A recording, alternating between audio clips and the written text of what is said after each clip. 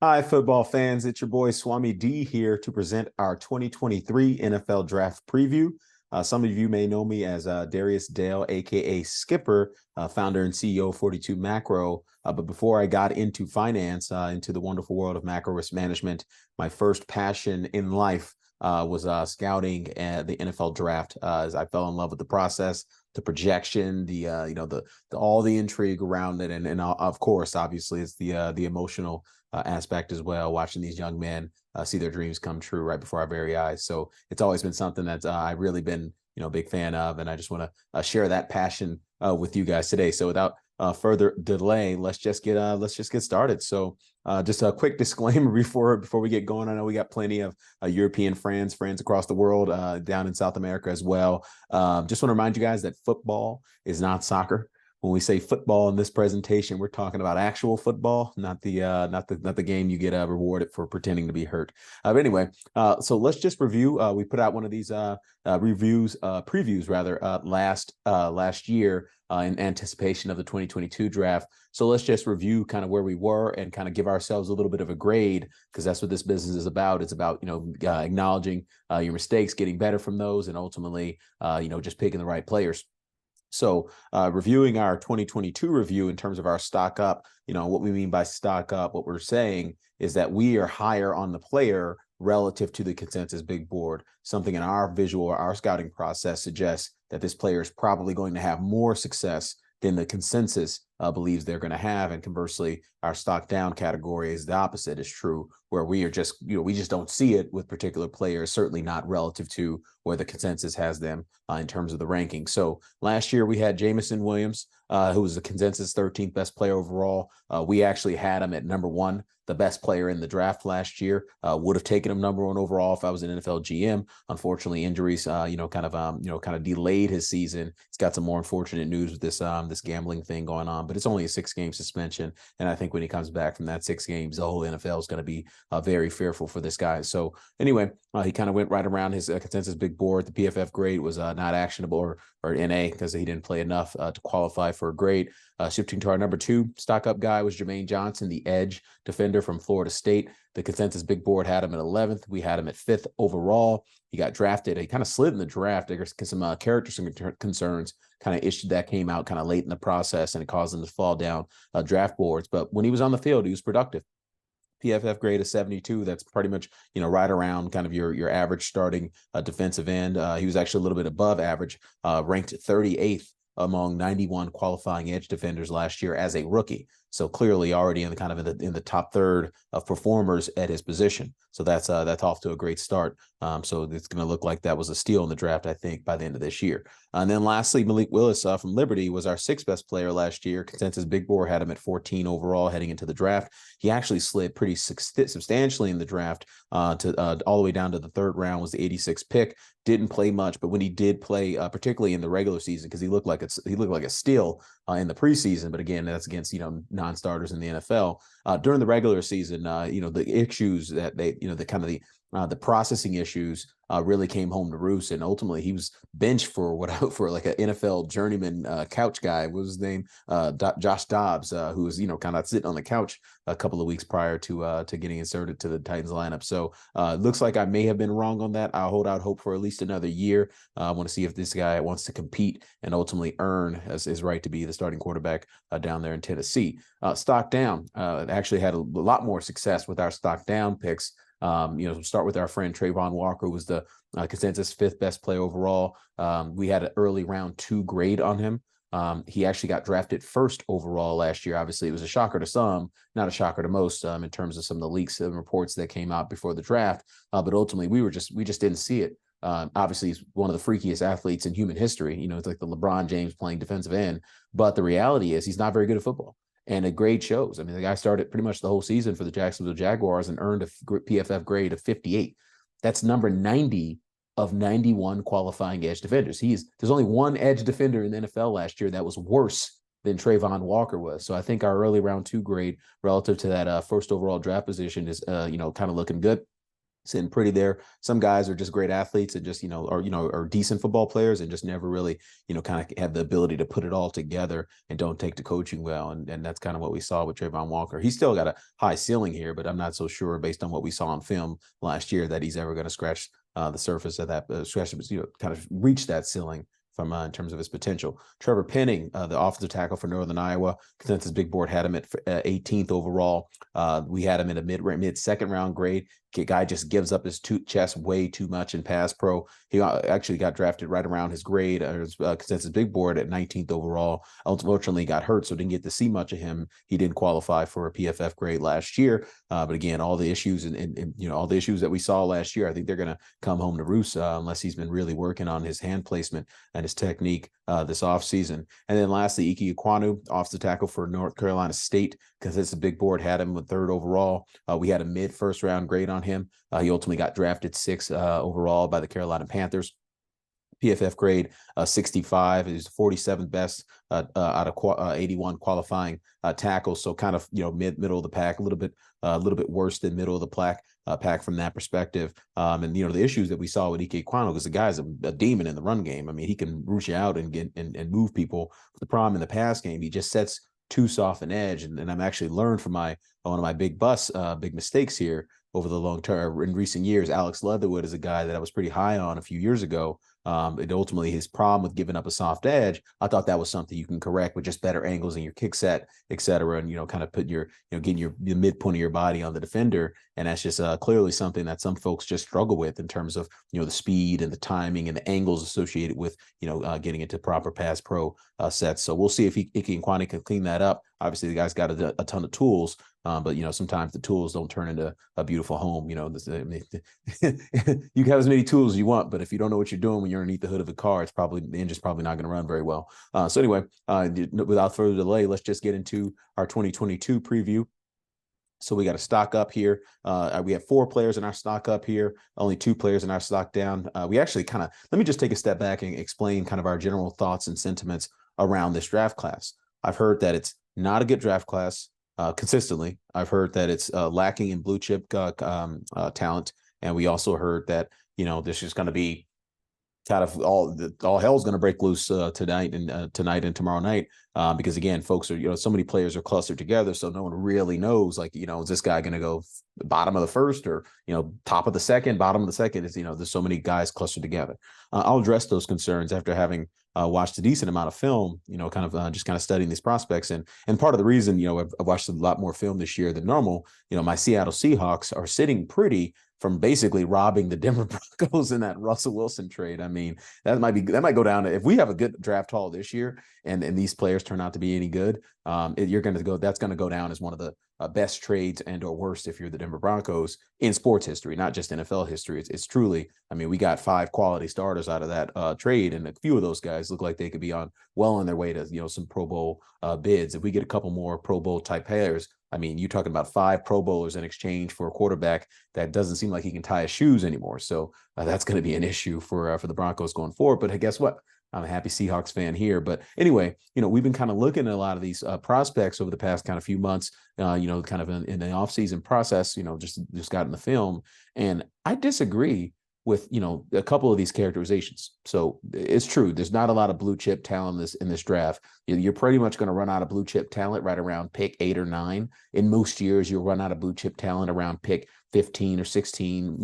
In a great year, you might have, 18 or 19, 20 at most blue chip type players. These are players that have a very clear path to becoming a Pro Bowl type caliber player. It's pretty easy to see.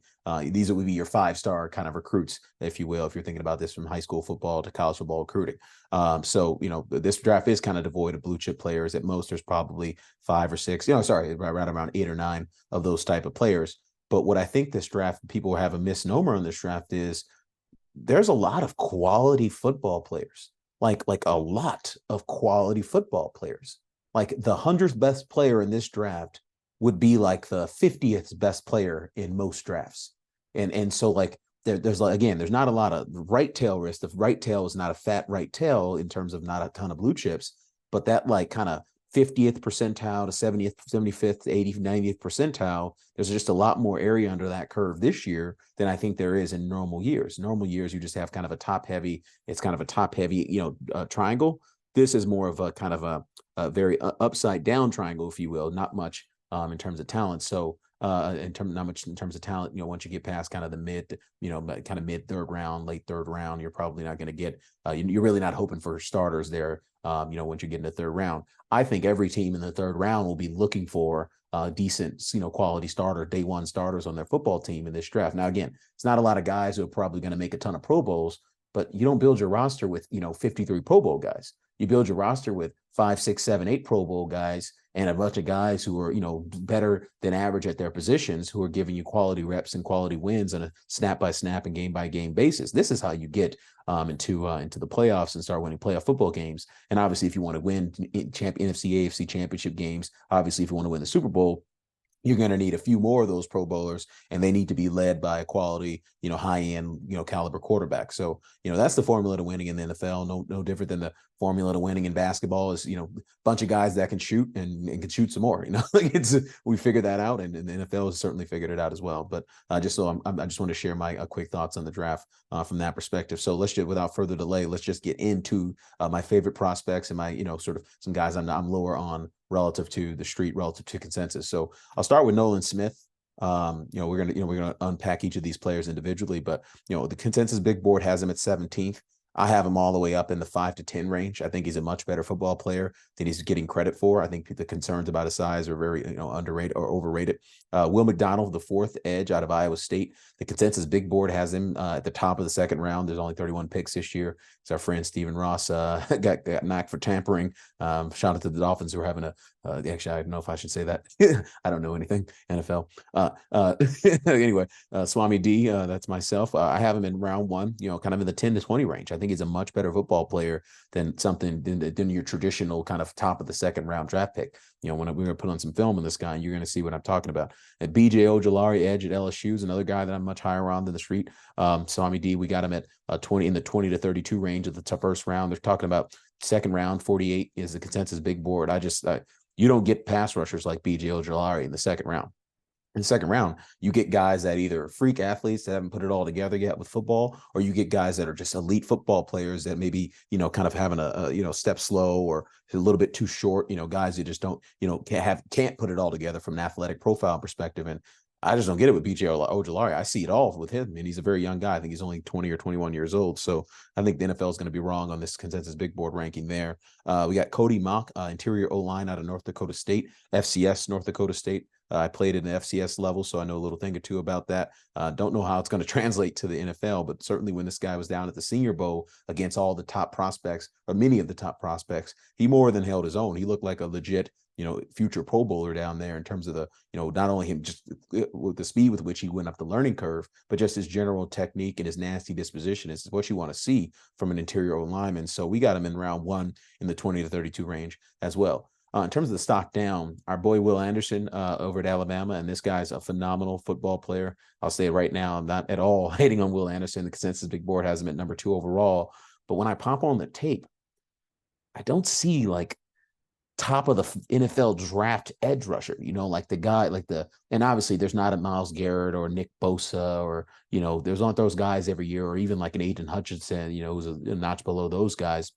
You're not going to find those type of guys every year. But if you're a number 2 overall edge rusher, you need to be at least as good as Aiden Hutchinson, or certainly, right there with them or slightly below him. But, I think there's a clear gap between Will Anderson and Aiden Hutchinson. Whereas I don't think there's a clear gap between Nolan Smith and Aiden Hutchinson. And certainly I don't think there's a big gap between Will McDonald, BJ Ojulari, and Will Anderson. The big gap there, from my perspective, between Will McDonald and BJ Ojulari and Will Anderson, for the edge from Alabama, is Will Anderson is an elite run defender. Like, he is as good as it gets for being, an undersized edge rusher. He's only 240-something pounds, but he plays the game like he's a 265-pound end with some strong hands. And so you can stack and shed and get off blocks. And so he's going to be a really good football player. I just don't know that he has the elite pass rush repertoire and explosiveness as an athlete to justify being like a top 5 pick at an edge defender, which is what you want to see at a top 5 pick as an edge defender. I mean, it's kind of the same thing I said about Trayvon Walker last year. It's like, I don't see it.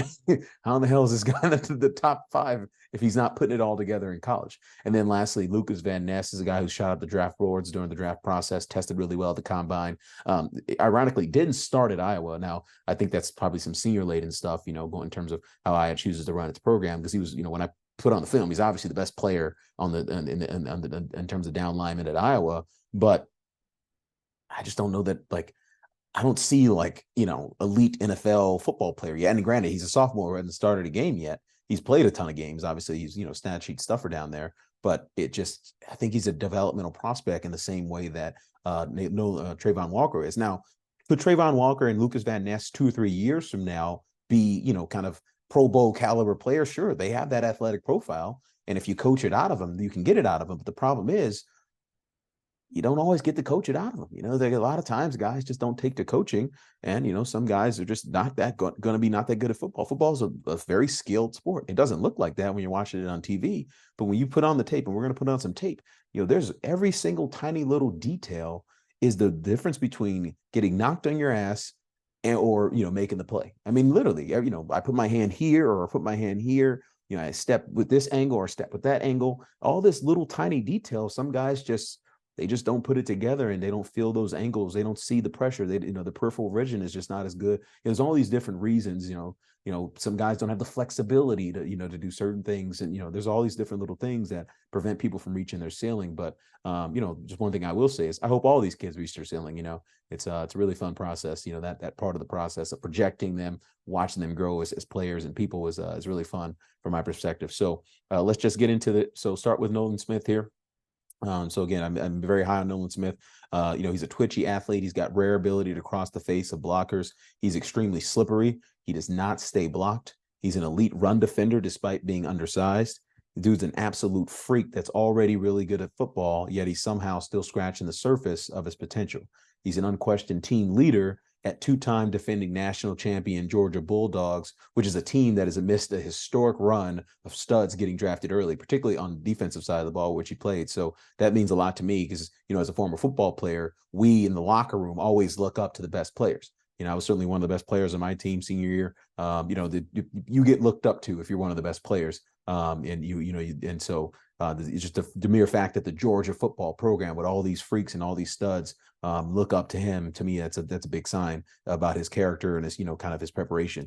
From a con perspective, his size, he's only like 238 pounds. I think he'll probably get up to 245 on the high end, 250, but he'll probably play around 245 throughout his career. Guy's already yoked up, so it's not like he's going to be able to add too much more muscle. That may factor into durability concerns. He did tear his pec last year. The guy's got like ridiculous play strength. Like you talk about Will Anderson stonewalling tackles that are 50, 60, 70 pounds heavier than him.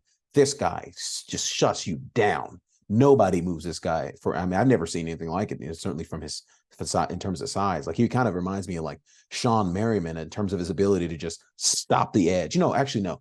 Who he reminds me of is Cam Chancellor. When Cam Chancellor used to play down in the box down in Seattle when they had that, historic Legion of Boom defense, shout out to my boys, Cam Chancellor would literally set the edge against pulling guards. There's a clip on YouTube, I'm sure, and I'll tweet it out if I can find it.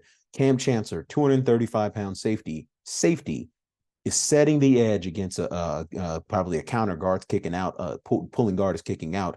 He literally hit Mike Apati so hard he broke his neck. Now, Mike Apati is a 340-pound first-round draft pick guard who played for 10 years in the National Football League. He literally set the edge against Mike Apati and broke Mike Apati's neck. When I'm talking about like rare ability to just stonewall defenders, strong hands, like you just can't move this guy it doesn't make any sense given how small he is relative to the bigger, offensive lineman. This is what I'm talking about. Like I've never seen anything like it. But maybe he's like almost too strong for his own good. Guy, obviously you tear your pectoral muscle and bicep muscle in a football game. You're obviously using them quite ferociously. He might be a little bit light in the butt to consistently convert speed to power against NFL tackles. And again, it's just physics. Like football is a game of physics. Is angles, physics. It's everything. It's football at its core. It's chess with some of the world's best athletes. with many of the world's best athletes when you're talking about the NFL level. Obviously, you got the DK Metcalfs of the world. You got this guy who's running basically the same speed, not too much heavier. This guy, I think his best scheme will be in an attacking scheme, like a Philadelphia Eagles, San Francisco 49ers, the old school. Think about the Tampa Bay Buccaneers back in the day when they had like Simeon Rice, Booger McFarland, and obviously a Hall of Famer Warren Sapp. That's the kind of scheme you need to be in. Just go get that. Go get after quarterback.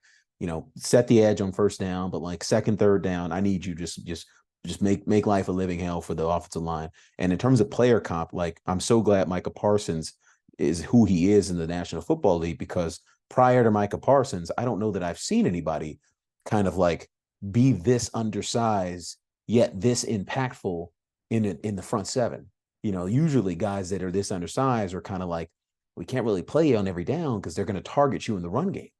But Micah Parsons is so fast and so violent that you don't even want to target him in the run game because he just messes the play up. He'll blow the play up. And that's what Nolan Smith looks like on film. So let's just let's get into some film here from our friend Nolan Smith. This is one of my favorite part of the programs. Yeah, here we go. Look, so let's just start this over. Let's start this over. Watch him here. Just cross. Look at this. The tackle didn't touch him. Look at this. Look how he just jumps across face. He crosses face like no one I've ever seen. Look at him. Just beats the arms of the tackle. He just he gets across people's face. Look at that. Crossed another face. You cannot stay in front of him. Look at this. These people don't want him to cross their face, by the way. These are big time college football tackles who don't want to get beat on the block. And he just runs right by them. I mean, it's rare ability, man. It's rare ability. And look at this closing speed. That 4.3840 shows up on film. This is freaky. Where you going, dude? Get out of here. Look at him. Look at he just runs right, crosses everyone's face. It's freaky. It's just this. He looks like Micah Parsons. I don't understand how he's consensus big board in the teens. Micah Parsons, I think, got drafted 11 overall because he had character concerns. This kid has the exact opposite of character. Oh no! Oh no! Watch this rep.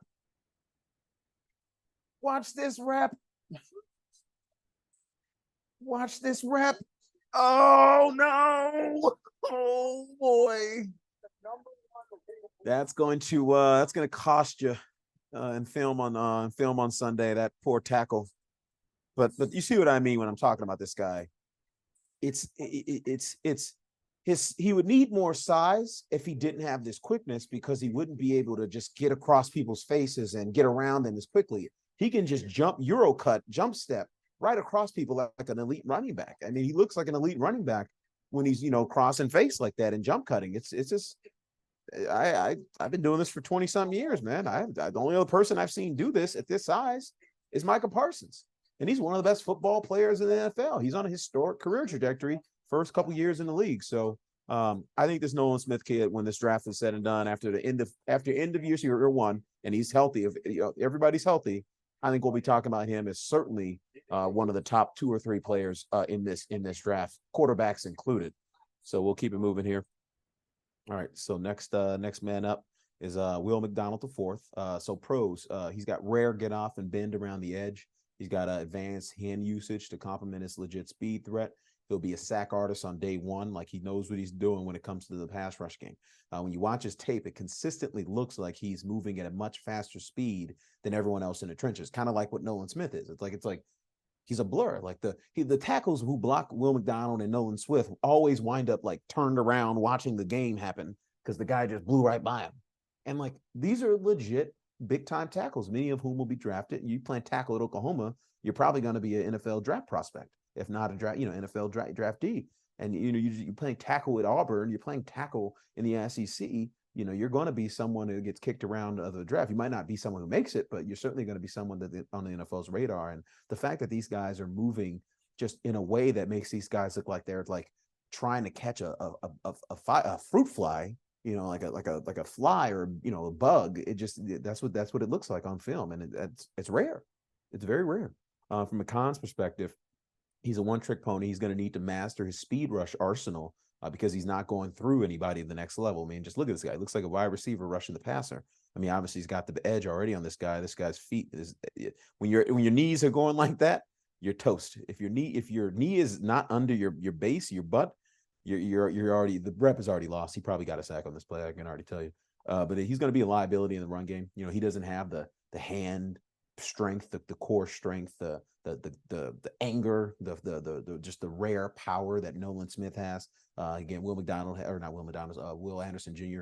Not quite on Nolan Smith's level, but also has, you know, some pretty rare power for someone kind of who's undersized in the 240 something pound range, 250 pound range. That's kind of where all these guys are. I think they'll all kind of play 5-10 pounds heavier over the course of their career. You know, get them in an NFL training facility working all year round. You know, they'll probably put on 5-10 pounds at most, but you're not talking about putting on 20 pounds that these guys, you know, for these guys. I don't even know that it would do them any good because speed is such a big component of their game. So in terms of fair value, and by the way, for those of you who are not too familiar with football, a wide 5 is if you're playing outside shade of the offensive tackle. You know, then there's of a weak offensive tackle, so no tight end on the next to him. 6 technique is head up over the tight end, and wide 9 is outside the tight end, or outside, very outside, completely a full body outside of the tackle, and you're not actually shaded up on him. So basically giving him the best path to the quarterback from a speed rusher's perspective. You don't want him in a 4 technique or a 4-eye, which is head up on the tackle or on the tackle's inside shoulder. You know, you don't want to mix him up. He played a lot of that at Iowa State, and I have no freaking clue why, because if you put this guy in one of these positions, this guy would have had 10 times or at least twice as many sacks and quarterback pressures as he probably did. So let's just get into the film. All right, Mr. McDonald, what do you got for us? Make me prove me right here. All right, first play, just dip right around the corner. Look at him. The tackle barely got a hand on him. Just this is a Big 12 offensive tackle. This is not a high school or Division III offensive tackle. Look at him. Look at him. That subtle move. You saw that? So let's go back and watch that. That's subtle. That's Michael Bennett stuff right here. That stops the tackle's feet, creates a soft edge, and gets to the quarterback, gets the ball out. I mean, this is rare stuff. You know, you can stop a tackle's feet, and this is where we talk about speed to power. The reason the tackle's feet stop a lot of times is because they don't want to get put on their butt by somebody who's coming at them with a bunch of force and a bunch of anger. You know, football, like I said, football is it's a physics game. But, you know, he can stop a tackle's feet just by the threat of taking the inside, because he can cross face so aggressively. You know, one other thing I want to call out about him is he hustles, man. Every time I watch him, he's just going to the football, going after the football. Doesn't, you know, he's getting double teamed, but he spins out of it and gets to the football, gets to the quarterback, gets the ball out after being double teamed. You know, here's another rep. You see that subtle, you know, that subtle threat, that little inside head nod. You know, this is elite advanced stuff. They don't, you know, a lot of guys that just never are ever going to be able to do this because there's too much in their brain. That little subtle head nod keeps the tackle's feet where they are, as opposed to panicking and getting back to where this guy's going, which is the edge. He can get an edge. I think he gets an edge when he doesn't even stop the feet. Look at this. He can get an edge when he doesn't even stop the feet. Watch this. Top of the play. Boom. Already bending at 4.5 yards. At 4.5 yards deep, he's bending the edge. That's Von Miller stuff. That's so few people in the world in NFL history can run the arc at 4.5 yards. Most guys are 6-7 yards down, getting pushed behind the quarterback, and then see you next rep. Getting rope. That's called running the arc when you're off the tackle. That's called running the arc. But guess what? The tackle tried to run him on the arc, and guess what? He has the bend to get underneath the tackle's arms. You see that? The bend and the lower body strength to not get pushed behind the quarterback. Right here. Boom. He could have gone there. A lot of guys who can't bend and don't have that kind of speed and flexibility, they go, see you next play. And no, but he can just bend it. It's so consistent how early he bends in these reps. I'm telling you, like, there's not that many guys in the NFL right now that bend like this. Hassan Reddick, Von Miller, Myles Garrett. There's a few others, but it's not a list that I would say has more than 10 names on it. So the mere fact that he can do this already, and he's, you know, playing out of position half the time at like 4-eye in this defense, I think he's gonna make a team very proud if they can get over his size concerns, because I mean, at the end of the day, the modern NFL is about the pass game, and it's about playing quarterback well and beating up on quarterbacks, and that's how you win championships. Anyway, so let's keep it moving to our friend BJ Ojulari here. So from a pros perspective, he's very advanced pass rush repertoire for such a young player. I mentioned I think he's only like 20 or 21 years old. He knows how to bend. He knows how to contort. He knows how to get skinny through the hole. These are all old man tricks that you use to get to the quarterback when you're kind of later in your career and you maybe lost a step from an athleticism standpoint or strength standpoint. But he's got a lot of that already at like 20 years old, and obviously he's going to continue to grow and get better as an athlete, at least for the next few years. He's got a relentless motor. He's obviously the tone setter for the team. If you're wearing 18 at LSU, it's like a sacred number. They only give that out to the real captains, the leaders of the team. And so you get that number on LSU, much like I said about our friend over at Georgia, Nolan Smith. If you're a stud at a program like LSU and everybody looks up to you at the program like that, it tells a lot about your character and your leadership, both on and off the field. He's another guy that does not stay blocked. I love guys on the defense that don't stay blocked. When I was playing offensive tackle, very high level, I loved guys that do stay blocked. There's some big, strong guys that it's going to be a collision. It's going to be a car crash when we bump into each other. But a lot of those guys tend to stay blocked. And even some of these pass rushers, that once you get your hands on them, they're not strong enough to get your hands off of them, and they wind up just staying blocked because you can get the grip strength on them and kind of lock in their pads. This guy is just always chopping, swiping, swatting. Like, nuh-uh, no, you're not stopping me. So as you can see here, a nice little rip move around the edge here. Again, just feet are just, I mean, this poor tackle's playing higher than molasses. I don't know. Boy, you high, man. If your hip is at the same level of his numbers, you're gonna lose the rep. I can tell you that. This might not be an NFL guy. Although he's at Mississippi State. So anyway, he's a tad bit stiff in the hips, and I don't mean that like he's stiff in the hips. He just doesn't have like the hip slippery, the hip bend and flexibility and the lower body strength that a Will McDonald has to bend that edge at like 4.5 yards. To consistently bend the edge. Like right around at the top of the quarterback's drop. I see a lot of times where he'll have to get creative to get that edge, somewhere around 5.5 yards. And that makes a big difference when you're talking about getting sacks and getting to the quarterback and being able to get your hands on the football. So, he's not going to be he's got to have the ceiling that a Will McDonald has in terms of like that first step get off, that elite quickness, that elite just burst around the edge with that flexibility.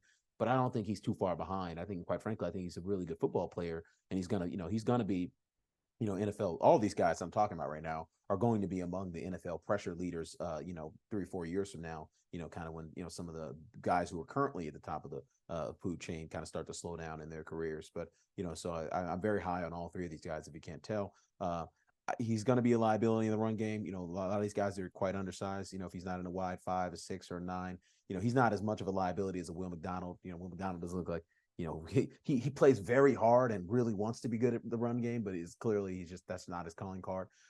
He's not as bad as Will McDonald in that category, but he's certainly he's no Nolan Smith, he's no Will Anderson. He's a guy that's going to make his money in the passing game. But again, this is the modern NFL. Teams are passing 65% of the time now. Used to be 45, 55, or some teams like the Seahawks 50-50. Back in the day when we had beast mode. It's just the game is different now.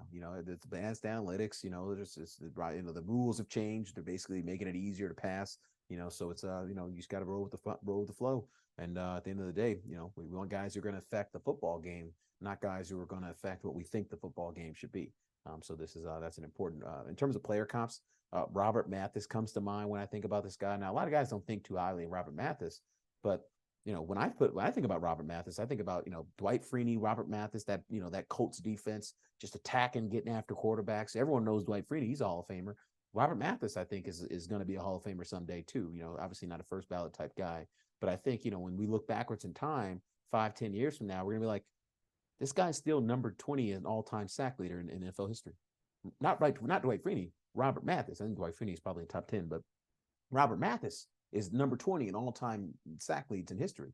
And so he just reminds me of somebody who he's undersized, but he just knows how to not stay blocked and has this advanced pass rush repertoire. So let's pop some film in and kind of see what it looks like here. So let's start it early. And by the way, just one quick thing I want to highlight. So when you see these statistics like this, 5 sacks. That doesn't sound like a lot. No one cares. I think the NFL finally has figured out that sacks is not the thing. I mean, the media has it. The media is so stupid about this stuff. Oh, he's got 10 sacks, or he's got 8 sacks, or he's got 13 sacks. Oh, the Eagles had so many sacks. It's not about sacks. It's about pressuring the quarterback on a down after down basis. So much about a sack has very little to do with you as a pass rusher. You as a pass rusher, all you can do is beat the guy who's trying to block you, or beat the couple of guys that are trying to block you. If you're Aaron Donald, beat all 3 of the guys who are tasked with blocking you. But the reality is, it's getting to the quarterback, making the quarterback uncomfortable, making him move, making him drop his eyes to you as opposed to keeping his eyes downfield, and ultimately speeding up his mental process so that the entire passing game is off rhythm.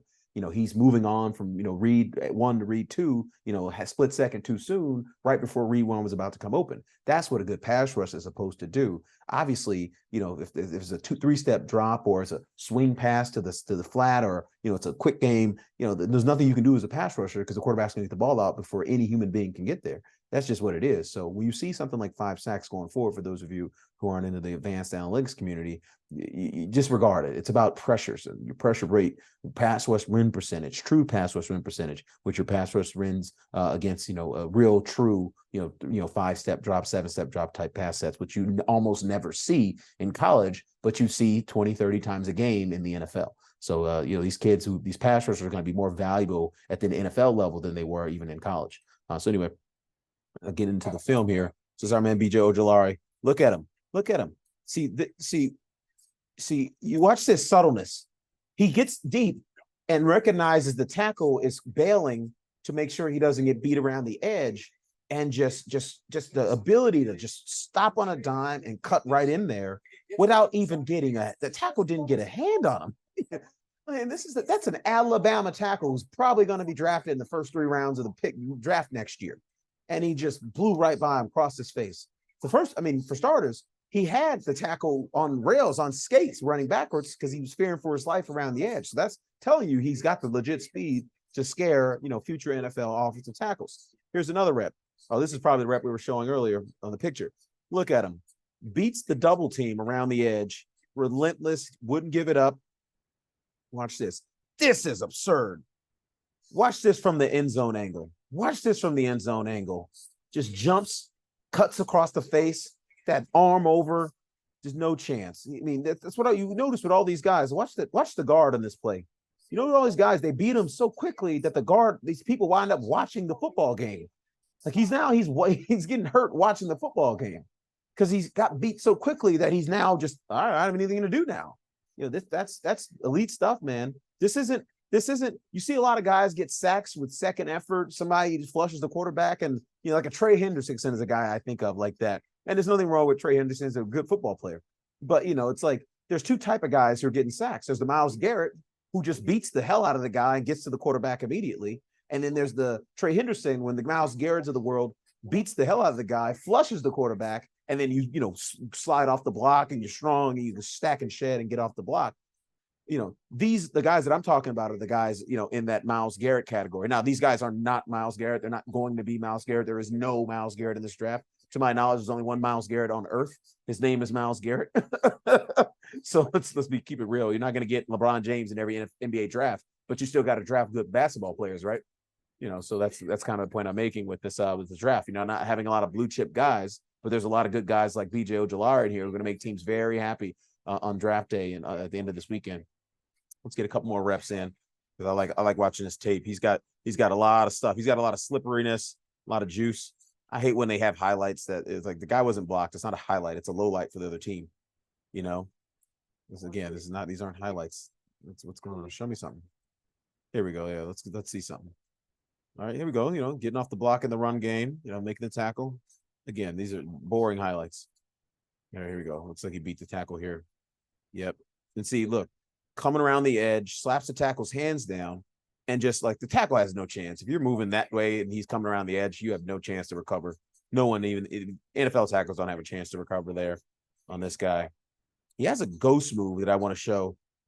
It's you see what I mean by the he's not quite Will McDonald. Will McDonald gets that edge a lot sooner. He kind of has to get, creative to get around the edge there, slapping the hand around it. But again, this is elite stuff.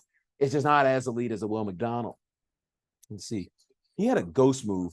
Yeah, see, stack shed, arm over, has the ability that's Anthony Richardson, who is widely regarded as the most athletic quarterback prospect in NFL history. In fact, his combine measurables would suggest that. Literally broke contain, and then he caught him from behind and put him back in the box. I mean, that's what you want out of your edge defenders in the NFL, because a lot of these quarterbacks, they can move now. I got to find this ghost move. He had a ghost move in here that is literally stupid. That is literally stupid. It was so ridiculous. Where's this ghost move?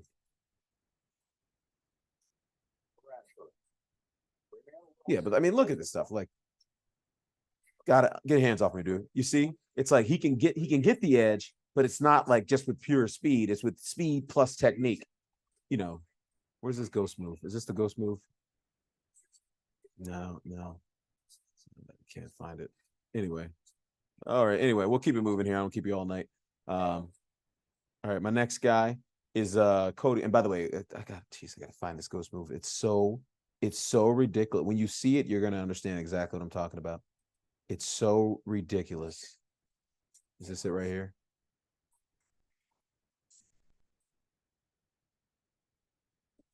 Sorry to drag you on this journey with me, but it's literally this is not the ghost move I'm referring to, but he converts it into a ghost move. This in terms of getting off the block, he just slaps the tackle's hands down. Oh, they don't show it. They don't show it. Anyway, well, I'll find it and tweet it out. But it's just the only person I've seen consistently execute a ghost move in the National Football League is Von Miller. Now, I'm not saying he's going to be able to consistently execute it, because it's one of the hardest things in sports to do. You basically have to run full speed while being 2 feet off the ground, with your entire body 2 feet off the ground. It sounds impossible, right? There's not that many people on earth that can even attempt to do it without falling on their faces. And he did it. It was so clean. Tackle didn't know what to do with his hands, was falling over. I got to find that. I wish it was in that highlight tape. But anyway, let's keep it moving here. So big fan of B.J. Ojulari, big fan of Will McDonald IV, obviously huge fan of Nolan Smith. I think all these guys are going to be A+ pass rushers at the next level.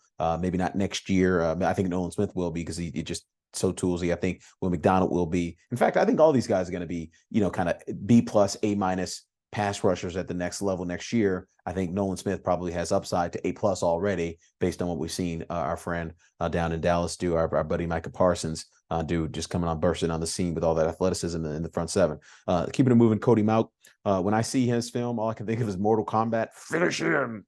Look at this dude, by the way. Doesn't he look like an O-lineman, interior O-lineman that just wants to finish people? It's tremendous hand placement. He's, low man wins, low hands win. He waits. He's patient with his hands. They're coming from depth. A lot of guys, their hands come from out here, and they're grabby, and it's a slower process. I mean, think about it. If your hands are down here on the snap, and they have to come all the way out here to touch somebody, to then touch the guy, you're going to be late. That's what Trevor Penning's problem was last year. Constantly exposing his chest and getting forklifted into the quarterback's lap. This guy, his hands come just like mine. I was one of the things I was best at in college. Hands go right up here, just right. No wasted motion. None of this flapping my wings like a bird. We're not birds. We're offensive linemen. He's got an excellent anchor against the bull rush. He keeps his head back. He limits the effectiveness of counters. You can keep your head back and pass pro. You don't have to put everything into that to stop the bull rush. Then you don't have to worry about getting the push pull, the pull, the tug and rip, and all that stuff. Like, you can keep your head back, keep your weight back, keep your base back, because you're balanced and you're strong enough to do that. He's got a rare ability to hit second level landmarks in the run game. This guy, he played tackle in North Dakota State. He's not going to play tackle in the NFL. I don't think he has the length. But again, I think this guy is going to be a phenomenal interior lineman. Could be one of the best centers in the NFL. I think he's going to be one of the best guards in the NFL if you move him there as well. He's not the strongest guy. He's going to struggle against the run stuffing DTs, particularly on base blocks. You're trying to run duo schemes, gap schemes. Probably not his cup of coffee. His cup of tea is probably more like a zone scheme. Think of like the Shanahan scheme. He would thrive in San Francisco. Probably wouldn't be as good in a Baltimore, if you kind of understand what I mean from a run game perspective. He obviously dominated the FCS level, but I mean, as someone who played in the FCS, I can tell you there's a steep learning curve against NFL speed, NFL power, and NFL speed to power, because that's the number one thing you got to deal with if you're playing, particularly if you're playing tackle. It's you don't have to worry about speed to power at guard or center, but at tackle, at tackle, the guys are just further away from you, and they're freakier athletes. So a guy running a 4.5 who weighs 270 pounds has 4 or 5 steps before he hits you. I mean, it's literally like being hit by a car crash. It's like we call it a car crash. It's literally we nickname them car crashes. That's what it feels like when someone that big is running that fast with that kind of momentum. That's physics. So that kind of stuff, that's legit. But he's not gonna have to worry about that at guard in the NFL. The game is played in a phone booth. It's much closer. These guys don't have as much time to build up that momentum. You can get your hands on them much quicker. You're a lot closer to them and to the line. Fair value, in my opinion, is round 1, 2032. I know the Giants, the G-men need help in the interior O-line. I really think if the G-men reach for this guy, it's going to seem like a reach on draft day. But when this guy just starts, 16, 17 games and is making a Pro Bowl in year 2 or 3, you're not going to say it was a reach then. But, everyone's a genius on draft night. It's how good is your football team 2 or 3 years down the road based on the players you drafted. That's when the geniuses show up. That's when the Eagles and the Kansas City Chiefs, separate themselves. That's when the Seattle Seahawks, who will be in the Super Bowl in 2025, really separate themselves. Anyway, mark my words, February 2025, we will be in the Super Bowl, the Seattle Seahawks, with the Geno Smith-led Seattle Seahawks. So let's watch some old big boy tape here. This is him right here, O-lineman. You see? Just get out of here, dude. This is the Senior Bowl. All these guys are first, second, and third round draft picks. Every single person on this field is a first, second, or third round draft pick. And so if you're mauling guys at this level, you're doing well. Look at him get up to the next level with some speed. Bop. That's as quick as it gets. Like, this guy didn't even have a chance to fill his gap. He did his job in the run game, got the down block, and boom.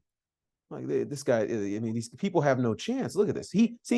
Look at this base. With one arm, he gets knocked off this path initially. Not the best footwork here, but he recovers immediately. And then watch this raw power. Watch his right hand get on this guy and base. Just base. With one freaking arm, man. This is an NFL defensive lineman, top three round draft pick. He just based on. He lost the rep initially, but then he wound up winning the rep. This is one of the reps that I think. Oh no, not this one. Well, that's a great rep there by him, actually. Keeping him, run him off the arc, run him through the arc, run him through the arc, run him through the arc. Like, he's got good angles too for a guard because he played tackle, right? He doesn't look like a guard. He looks like a guy he's played tackle before, and he just knows, like, all right, if I put my body in this particular spot, I'm going to force you to go there, because you're not going to want to go through me because you don't have the strength to go through me. He knows what he's doing from an angles perspective. He had a tough angle on this one. His hat should have been outside on the reach block, and that's why he got stonewalled there. But that's stuff that you can fix and coach. He's not a guy who's lacking in strength. He's not a guy who's lacking in want to or know how. Look at this. Look at this. That's Keanu Benton. He's one of the best D tackles in the draft. This guy driving Keanu Benton 5-6 yards down the field. Boy, get out of here. Get out of the play. Get out of the play. Oh, if you can't tell, I get very excited with O-line tape. There's just nothing better than just angry O-linemen and D linemen going at it. See, Keanu Benton knew he was coming this time, and guess what? He lost anyway. Boy, eat some Wheaties. Oh, by the way, I forgot. Can we pause? Just want to remind you guys that today's program is sponsored by Whispering Angel. If they don't know you in Provence, they don't know you anywhere. Enjoy. So anyway, let's keep it a few more reps because I love this stuff. Sorry. I mean, he just, look at him. That's Adetomiwa Adebawore, guy going to be a early second round pick. Guy doesn't even leave the line of scrimmage on a pass play. He's literally at the line of scrimmage the entire play. That's rare base, man. That's rare base. That's rare footwork to stay in front of him, to put your hat right where it needs to be, to shut it down. Abare tried to run a quick rip move here on him because he knew that base was coming, and guess what? No, see ya. And it was a little sloppy. I'm not gonna lie. Cody Moss got some stuff to clean up when he gets beat initially, but he's got great recovery, and that's tackle stuff. Guards tend to have good recovery. Guards are usually bigger, slower, stronger. Tackles a little bit more light on their feet, can change directions laterally when guys try to cross their face. When a Nolan Smith or Will McDonald tries to go across your face, tackles are usually much more equipped to handle that kind of stuff. he's got it too. Yeah, here we go. Here we go. Let's get nasty. There you go. He's got to get his, if he's reach. Oh, these are base blocks. He can't be reaching. That doesn't make any sense. They got him playing center here. Let's see what he's got. I think his comp is Jason Kelsey. As I said on the previous page, I think Jason Kelsey's his comp. I see Jason Kelsey when I watch this guy's tape. It's just explosion off the football. He's not the strongest guy, but he's the feistiest guy, and he's not losing reps against players who are much bigger than him. And I think if you put him at center, he's going to be an all-pro center without question. I think he's definitely a Pro Bowl guard. I think he's a first team. When Jason Kelsey retires, he's the first team all-pro center, in my opinion. So you're going to get a good football player, whoever drafts him, preferably in the first round, because I wouldn't wait too long. Anyway, all right, let's get into the sad part of the program. And again, these kids are about to have their dreams and come true tonight, so I'm really proud of them and very happy for them and wish them all the best. But it's just much like investing is a business about being right. It's not a business about making everybody happy. And this is a guy, Will Anderson Jr., who we've all seen on TV. Alabama's been one of these dominant programs. He's been the dominant player on defense at this dominant program. He's number 2 at Alabama, an all-time sack leader behind the late, great Derek Thomas, one of the best football players of all time. But this kid is not Derek Thomas. I mean, just like it was remarkable that they even had the gumption on television to compare him to Derek Thomas. Have you seen Derek Thomas play football? I mean, Derek Thomas and Lawrence Taylor were kind of neck and neck for a while. You know what I mean? Like, these are 2 of the best football players of all time. This is not Will Anderson's not at that elite level, but he is a really damn good football player. I want to make that very clear. Like, he's as technically polished as any college prospect you'll ever see. He can win with a variety of moves. His ability to counter is off the charts. He's good, not great get off. It is a plus. He's definitely not lacking in get off. It's just not like Will McDonald level. It's not Nolan Smith level. I think he's kind of like in the BJ Ojolari kind of get off range, which is why, these guys need a little bit more technique and polish to get around the edge, to bend that edge than say a Will McDonald or Nolan Smith, who can just literally just like, see you, bud. I'm going to go right around you because I'm actually that fast. You know what I mean? And so that's what I mean. He's a stat sheet stuffer. This guy just knows the football is. He makes so many freaking tackles in the run game, so many freaking tackles for loss, so many, he's, college football sack leader for the last 3 years.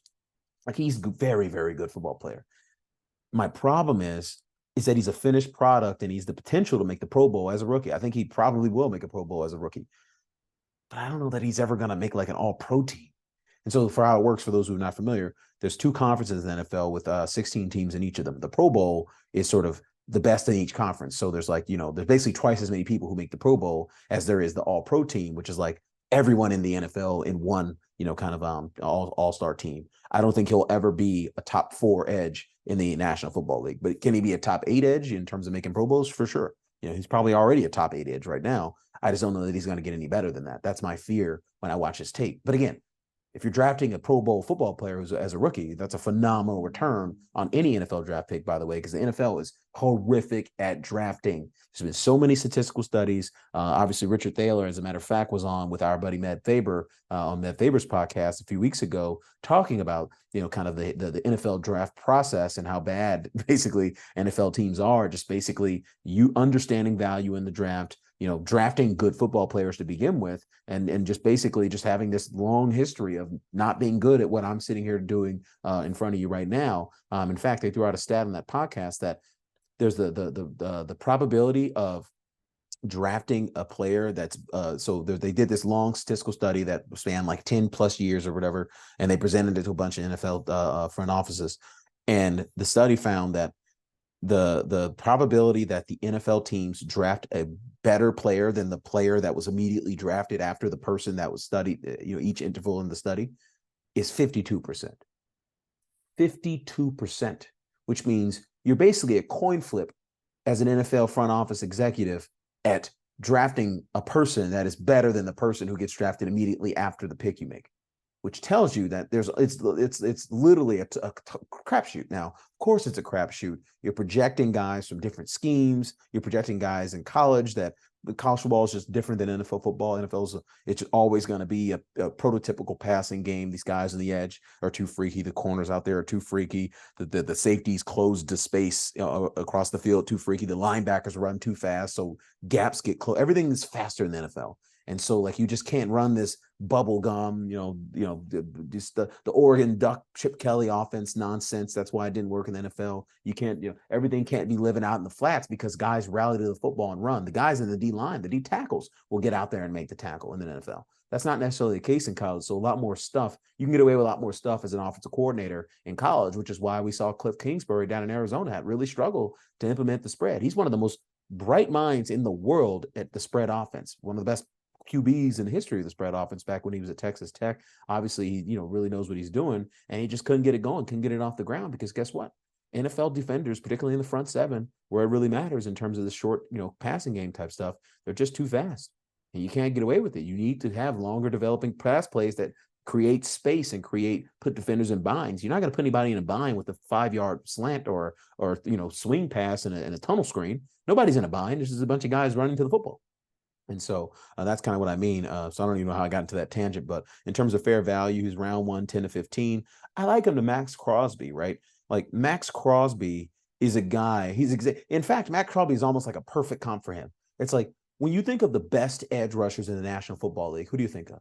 I mean, it's the who's. It's the Myles Garrett's, it's the TJ Watts, it's the Joey Bosa's and the Nick Bosa's. Those are the guys you think about. There's other guys I'm not probably leaving off the list, but Max Crosby's not far behind. He's in the next tier below, but I guarantee you will never think about Max Crosby when I ask you who the best NFL edge rushers are, even though Max Crosby is a perennial 10-12 sack guy and is widely regarded as one of the best players in the National Football League. He's just not ever going to be in that upper echelon of, freaks who are the first guys to get off the bus. The guys who get off the bus first are usually the freakiest, scariest guys on the team. And, I don't see Will Anderson being the first guy off the bus for every team in the league. He's going to be first off the bus for some of the teams in the league, but not for every team in the league. So let's get into a little bit of his tape. Let's get into a little bit of tape. And by the way, it's good tape. Like he's obviously a great football player. Like he's Will Anderson Jr. This guy's been a 3-time All-American at Alabama. Like he's a really good football player. But you're going to watch a lot of his highlights, and they're not really highlights. They're lowlights for the other team. Like you didn't block 31 on Alabama. He's the best player on the field. Why would you not block him? Of all of the 11 people on the defense to block the guy number 31. He's the one who's the best player. If I'm running a scheme in college, every freaking play I double team this guy because he is that good. He's just not ever going to be Myles Garrett. I don't think his ceiling as a pass rusher is as elite. This is elite. Bidding that edge the way he did there, that was elite. And the reason he got that edge, the reason that edge was so soft, I mean, obviously he's not the best set by the tackle. His tackle's angle's terrible. He should have gone out and gotten him. You slide back, you're basically allowing him to build up momentum. That's not a good idea. Had lazy hands as well. So it's not a good rep by the tackle. But the reason that was a lazy rep by the tackle is because Will Anderson does have a little pop in his hands and he can go through you. Just like we saw that rep with Nolan Smith when he put that poor tackle on his behind. These guys can go through you at their size. They're not going to go through many NFL tackles, but they can if you're lazy with your set. And so again, another low light by Texas. It's not a highlight for Will Anderson. This is a low light by Texas. These bozos aren't even blocking the best player on the field. Block the best player on the field. Here we go.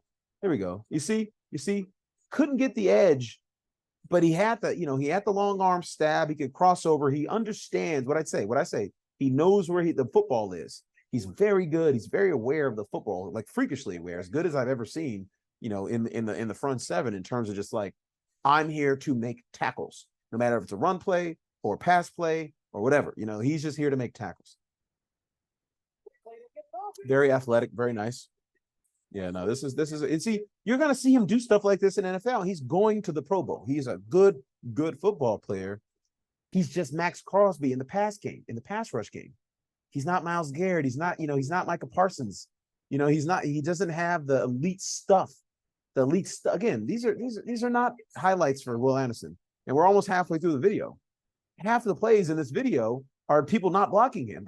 Like if he was as good as they're saying he is, most of the plays in this video would look like Nolan Smith or Will McDonald's plays where he's just beating the living daylights out of the tackle and getting to the quarterback.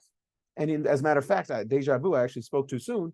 The next play is a good example of him beating the crap out of a tackle and getting to the quarterback. Let's put it on right here. Boom. See, jumped across his face. And it's that same old Miss tackle that's getting beat by everybody. Everyone has beat him, boy. I tell you, that's the old tackle. I'm starting. His name is Old Man Ruggs. He's beating him like a big old rug. Oh man, but you see, that's elite. What I just saw there was elite. That was big time. You know, can he do it consistently? I haven't seen him do it consistently in college. I've been watching this guy's highlights and tape for years. I mean, how many Alabama games have we all been forced to watch for the last 3 years? You know, many. And you know, when you watch the tape, you don't see high-end, elite, twitched up juice for days NFL pass rusher. You see elite football player. That's what he is. He's an elite football player. He's like a B plus, you know, he's an A- student. Imagine, remember the old SAT where you could get an 800 in both. So if you're as old as I am, the SAT used to come into two forms. You get the verbal and the math, and it was 800 on both sides. There's the high score, and the high score was 1600. You know, if you're elite, obviously you're going to Yale, Harvard. You know, you're getting the 1500 something or 1600. Most people are getting 1600s. To me, Will Anderson's like a guy who gets like 700 in both. You know, he's like equally as good in the pass game and the run game, but he's not like 800 in either. And that's kind of what I'm trying to explain with Will Anderson. Again, it's not to knock the kid. I think he's a Pro Bowl player. I just don't think he's a first team or second team all pro player. He might be able to make it second team. I hope he makes me wrong because he's a fun guy. He's obviously team captain Alabama. He's a good leader. He seems like a real good kid. So I'm actively rooting against myself. I want to see him make a couple of all pro teams and shut me up. But for now, I don't see it. I'm pretty good. By the way, let me run down my rap sheet here. I texted my friends the first two after the second series of LSU's first game in 2020, and I said Joe Burrow is as good as any prospect that I've seen. After the second series of their first game, I was like, I've been scouting quarterbacks for 20 years. I've seen Andrew Luck. I've given that same grade to Andrew Luck. I've given that same grade to Russell Wilson coming out. This is coming out of the college process. And I gave the same grade after two series of watching Joe Burrow's first game as a senior and said, no, this guy, he's got it. He's got it. So I'll take some credit for that. Said Aaron Donald was the best player in that draft in 2014. A lot of guys had him in kind of the mid-teens. They were under concerns about his size and everything else. Said absolutely not. This guy's going to be elite. And guess what? He's probably the best defensive player we've ever seen. And for being honest, what else? Some notable hits. Here we go. Bobby Wagner. Nailed Bobby Wagner. I tend to wind up scouting a lot of guys Seahawks draft after the fact. What else? I'm trying to think. Justin Herbert nailed that. A lot of guys were really there's a lot of revisionist history about Justin Herbert, by the way. I mean, everyone loves Justin Herbert now, but they didn't love Justin Herbert in that draft process. The Chargers loved him, but not everyone else loved him. The Dolphins drafted Tua, for God's sakes, over Justin Herbert. That was dumb. And I knew it was dumb at the time. What else? I mean, I've had a lot. I mean, I've been doing this for 20 years, so you can name a player and I can tell you what my grade was coming out of him, assuming he was a first roundish type player because I don't have time to scout 7-rounders. I have a day job and I'm pretty good at that day job. Anyway, last prospect we'll talk about is Lucas Van Ness, and we'll let you go after this. He's got rare power. He's a real bull in a china shop. No, but seriously, you don't want this dude ramming his helmet, into your chest. He will put people on there. But I mean, look at this dude. Looks like the Incredible Hulk. Like if this guy comes off the edge with some real momentum and puts that helmet in your chest, and you're Trevor Penning and you got your hands out wide like you're flying like a bird like Nelly Furtado, you're going to wind up on the ground. Your butt cheeks are going to kiss grass. And he's going to make some dudes kiss grass who aren't ready for that power. He's already an elite run defender. From a Khan's perspective, he's raw. He's going to need some time to develop. He's just raw as hell. This guy didn't even start in college. He's just coming out as a redshirt sophomore.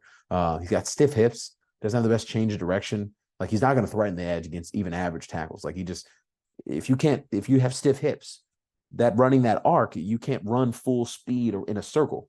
You basically, to get that arc that Will McDonald had at 4.5 yards, you need to be running a very fast speed, not just full speed, but a very fast speed at a circle. That you have the hip flexibility to do that and turn those hips.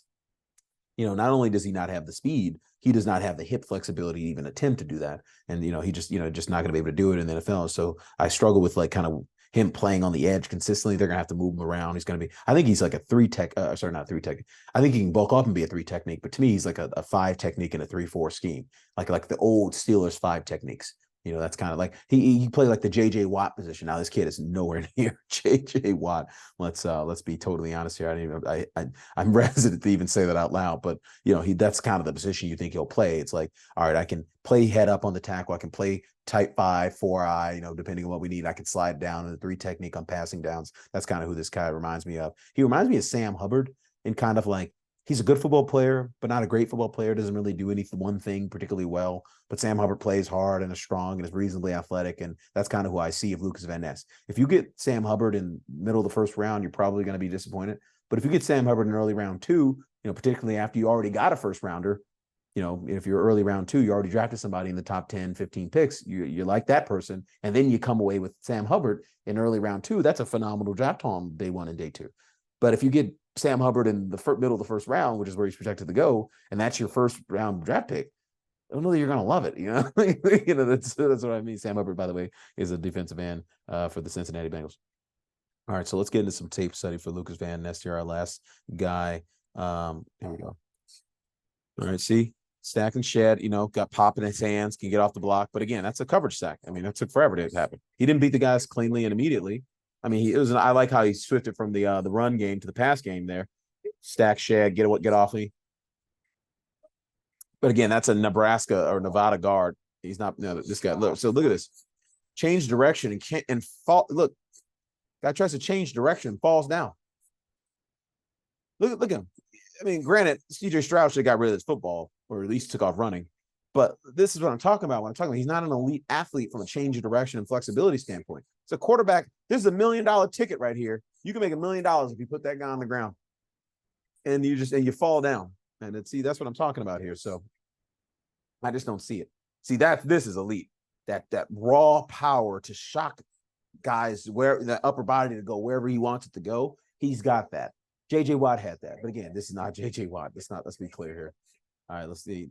Again, unblocked. It's a low light for the other team. It's not a highlight for him. It's a low light for the other team. Let's see what happens here. Oh, geez. See, runs the loop. Yeah, see, he's not beating anybody. Let's keep it going here. He's not beating anybody. I want to see him beat somebody. Yeah, let's beat somebody. Hard on the edge, sets an edge. Yeah, see, yeah, like he's not beating anybody and getting to the quarterback. The number one thing you do have to do in the NFL as an edge defender is beat the guy across from you and get to the quarterback. There's not any film of him beating the guy and getting to the quarterback except for that time where he put the Wisconsin guard on not on skates, but just really just embarrassed the Wisconsin guard. I'll put some respect on his name and show you that highlight one more time. Put some respect on my man's name. He's not a terrible football player. Sam Hubbard's a good football player.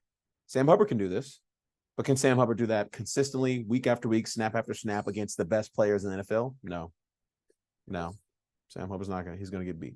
All right, so this concludes Swami D's 2023 NFL Draft preview. Hope everyone enjoyed this. I enjoyed this. I probably enjoyed this just as much as you guys did, because this is truly my passion. It's really the only hobby I have at this point in my life. I'm pretty boring, but I love it. Outside, the NFL football, just the scouting process, the projection, the emotion of these guys, getting their dreams fulfilled. It's such a cool experience, and I'm really happy for these kids. Before I let you go, I got some fun stuff to show you. Jalen Carter is obviously the #1 best player in this draft. I don't think I'm making any waves when I say that out loud. But what I want to say is he is up there with the Andrew Lucks, the Russell Wilsons, the Joe Burrows, the Aaron Donalds of the world in terms of people that I've given the highest possible grade to. I think this is one of the best football players on earth right now. I think he is already one of the top three or four defensive tackles in the National Football League right now and hasn't played a snap. Like, he does things that I don't think I've ever seen in my life. He's the most powerful human being that I've seen play football. Aaron Donald's up there in terms of his raw power, but it's more like, how is a guy that small doing this in terms of power? This is like, no. He's just a big dude and just grown man strengths everyone. Like, it's real, and he's got real burst and elite athleticism, elite change of direction, has great hand use, phenomenal hand placement. Like, it's this guy he's the real deal. I think he's if he stays healthy and doesn't, get into car crashes and all that nonsense off the field, if we can get him to a good program and put a good program around him and make sure that this kid knows what he's doing, I think this kid's easy first ballot Hall of Famer. It's like when you draft Bruce Smith. You draft Bruce Smith first overall, it's like, all right, 10 years later, 15 years from now, he'll be in the Hall of Fame. And that's how I feel. That's how I felt about Aaron Donald. That's how I felt about Andrew Luck. That's how I felt about Russell Wilson coming out. Obviously, he's really had a nosedive in his career since then. But he's played at a Hall of Fame level for 8 to 10 years. Hopefully he can get back there, but we'll see. Obviously Joe Burrow's probably gonna put a gold jacket on someday. I'm talking about all the guys that I've personally given the highest grades. I've given a lot of high grades out. Like Nolan Smith got obviously a very high grade for me, but not this tier of grade. I got to show you a play in this film that is something that I've never seen before in college football. This is big time Division I college football. Georgia national champs. Oregon's the number 11 team in the country. And you're going to see something that I know you haven't seen it either because it doesn't happen at this level. I think it's the next play right here. Yeah, watch Jalen Carl on this next play. Oh, right here. Look at this. Yeah, I want you to watch this in slow motion. In fast motion. All right, here we go. I'll point it out. So watch Jalen Carl right here. Watch the guard. I'm speechless. Watch, you got to see this in slow motion. I'm telling you, I've never seen this in all my years since I started playing football as a sophomore in high school. Watch this. Just shoves the guard. This is that's a tackle. This guy's probably 6'6", 325 pounds. And 330 pounds, the guy said. Just threw him to the ground like a small middle school child was running up to a bull on a ranch. That's what it looks like. I've never seen that before. I'm probably never going to see it again. So I want to make sure that everyone else saw that, because that's the kind of power and burst and ferocity that this guy plays football with. And there's just not many people in the history of humankind that can do that. So I think this guy's the real deal. If he somehow falls to 5 in Seattle, Pete Carroll doesn't take off his shirt and run a car to the podium like he did with DK Metcalf, I'm going to be very sad. I'm going to be on watch. I'm going to be very close to the ledge this evening if he falls to the Seahawks and we somehow pass on this elite talent. Anyway, this is another thing I want to show. This is a quick one. This is what we call board drills, where it's like you're simulating a run play, but not really. It's kind of simulating like a goal line run play. We're just getting low and low man wins. You got to drive the guy back. And this is in Georgia's practice. He's going against whoever he's going against is probably very good, because in how it's organized in practice, you always want the best D lineman going against the best O lineman, second best D lineman going against the second best O lineman, third best, and so on and so forth, because you always want to be getting better. Iron sharpens iron. You don't want the best player on your team beating up on the worst player on your team. Then no one's getting better in that scenario. So if he's in a rep on a one-on-one basis, this guy's probably what Georgia thinks is their best O lineman. And watch what happens here. This guy's probably going to be a first-round draft pick. This is probably Broderick Jones, to be honest. Oh no, it's Trey Hill, whoever Trey Hill is. But this guy, I guarantee, is probably going to be a first-round draft pick. If you're Georgia's best lineman going against Jalen Carter in practice, you will be a first-round draft pick. So watch what he does to this guy. It's freakish power. It's freaky. Look at this. Look at this. Look at this. Puts him down on his knees and just go. Get out of the drill. Puts him out of the drill. 5 yards out of the replay that out of the drill. Most of these drills, by the way, wind up, this is probably the end of the drill. Like, I knocked you back 1 or 2 yards. Because again, you're a grown man, you're getting trained to, you're eating the same food that I am. We're all big boys and strong men. You're not going to push a man against his will more than 1 or 2 yards backwards. If you push him 5 yards backwards, it's probably because he's not a Division I college football player. This is ridiculous. Get out of the drill, dude. Unbelievable. And then lastly, I want to say something about Tyree Wilson, because I have a feeling that he might also wind up on the Seahawks after tonight, depending on how the draft goes with the quarterbacks up top. And I'm very high on this guy, man. He's my number 1 edge, he's my number 2 edge. I think he's got he's going to go higher because he's got more tools and traits than a Nolan Smith, at least on the size side. So in terms of my projections on the board, I got him at 2 to 4. Would I draft him over Nolan Smith? Probably not, because we've seen what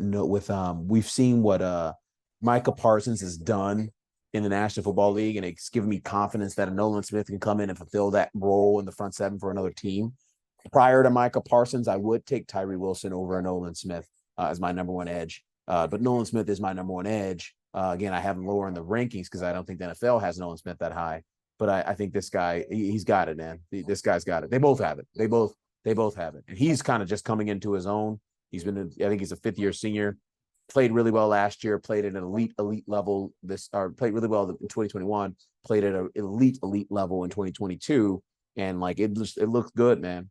It looks good. He's kind of another one of these guys playing out of position a lot of times, like playing the 5 technique. Look at this. Look at this power. This tackle just gets ragdolled like a little, I don't want to say little girl because that's mean, but the little boy. He gets told like a little boy. This is a 300-something pound tackle that just gets this guy. See, this is the kind of stuff we didn't see Trayvon Walker do last year. He's got the freak measurables, but he's got the actual football ability to just hands in the chest, disengage right when I need to disengage. And oh, by the way, when I hit you, you go backwards. And this is what I'm talking about with this guy. He's got the length to get there. Look at this play. He's getting blocked, by the way. And his arms are so long. He's got like the longest wingspan, I think, in draft history or something like that. One of them. And still gets the hand on the football. That's a sack, man. Ball's out. That's a sack. Ball's out. Freakish athlete, man. That's that bend, too. By the way, let's go back and look at this bend here. Let's go back and look at this bend, because the bend to get under the guard and just and get that, look at that bend. You see how low he is? Let me freeze frame that. This guy's 6'6". This guy's 6'6". Look how low he gets at 6'6". His whole right here. Boom. This is what I mean when I talk about running the arc. Look how low his knee is to the ground. He's running full speed with his knee to the ground like that. This is what I'm talking about, that bend. Some guys just don't have that flexibility to keep going, that lower body strength to keep going. It's rare. That's why he's getting drafted top of the first round. It's rare. And he's obviously got long enough arms to be, while he's getting run past the arc, still reach that thing out and get mid out and get that hand on that ball, man. This is elite stuff. He's got a couple more reps I'll show before I shut up, because it's this is awesome. This is awesome here. Just like look, he takes tackles on rides. This tackle, let's go back and look where the tackle makes contact. And the tackle has no choice but to get walked backwards, because he's got that raw power. Boom, right here. He's 5 yards from the quarterback right here. Tackle doesn't want him to get any closer. He obviously preferred him to stay there, but he's a real bull in the China shop. He's a bull with a BUL, like a Philly bull in a China shop. It's like, just see ya, bud. See ya, bud. Give me the ball. It's just like, there's not a lot of guys, with this combination of size, combination of freakish, historic length from an arm perspective, can get into your chest and drive you back. If he puts if one arm stabs you, or even 2 arm stabs you, you're toast, because you can't get your arms to his body. So you're the one getting controlled in the process. It's just let's see what he does here. Yeah, see, he just moves people out of the way. This guy doesn't want to be moved out of the way. He just gets moved out of the way because Tyree Wilson's so big and so strong. He's like a Neanderthal playing football. And when you saw, and I'll shut up after this. When you remember watching Nick Bosa's tape, I don't think he's in the Nick Bosa category, but I think he's close. I think he's pretty close. Yeah, I think he's somewhere between Chase Young and Nick Bosa in terms of talent. Chase Young was a better football player coming out of college, but they also at Ohio State, those guys get to rush the passer more. Like, they're basically like playing NFL style defense in Ohio State. This is like a Big 12 style. I don't know what the hell they're doing defense. They're just like trying to create confusion up front in terms of the blocking scheme. But like, when you talk about like Nick Bosa when he was coming out, it just looked like a caveman is playing football. Like, it's like this guy is bigger and stronger and faster than everybody else. So he doesn't even have to be good at football. He's just going to do what he wants. He's like doing what he wants. Nick Bosa was very good at football, though. He's very technically sound. His brother's a very technically sound guy. Joey Bosa taught him the tools of the trade. I think if he gets to a team that has a Joey Bosa or Nick Bosa on him, the sky's the limit for this guy, because he's going to learn some things that allow him to, take that big ball of clay and turn it into, a Hall of Fame type football player. That's the ceiling for this guy if he can put it together. Now, like I said at the beginning of the program, not a lot of guys put it together. So with that, Swami D presenting our 2023 NFL Draft Profile. We'll be back next year and to review all this discussion, and hope you enjoyed that. I'm not going to make a career out of this, but if finance doesn't work out, I will see you at an NFL front office sometime in the future. Cheers.